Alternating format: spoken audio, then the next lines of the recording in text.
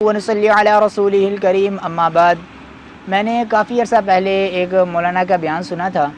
جس کے اندر انہوں نے ایک بات بیان فرمائی تھی، اور جب انہوں نے یہ بات بیان فرمائی میں بڑا تعجب میں چلا گیا کہ یار ایسا کیسے ہو سکتا ہے۔ اب انہوں نے بات یہ بیان فرمائی کہ ایک عالم تھے،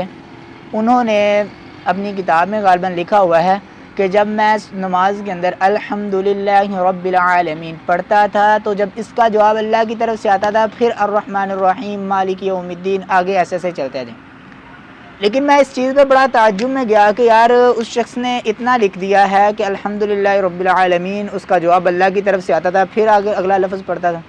لیکن حیرت کی بات یہ ہے کہ انہوں نے اپنی کتاب کے اندر یہ کیوں نہیں لکھا کہ جواب اللہ کی طرف سے کیا آتا ہے۔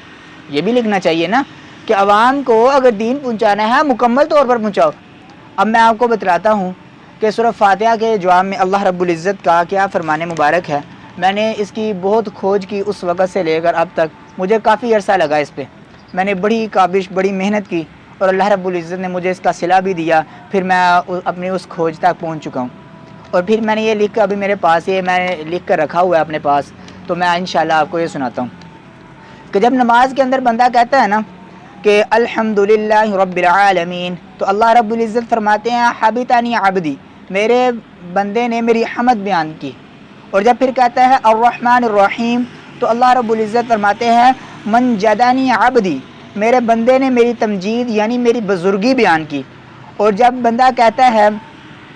مالک یوم الدین تو اللہ رب العزت فرماتے ہیں صالح عبدی، میرے بندے نے میری ثنا بیان کی۔ اور جب بندہ کہتا ہے ایاک نعبد و ایاک نستعین تو اللہ رب العزت فرماتے ہیں ھذا ما بینی و بین عبدی، میرے بندے نے میرے اور میرے بندے کے درمیان وَإِلِي عَبْدِي مَا سَأَلْتَ،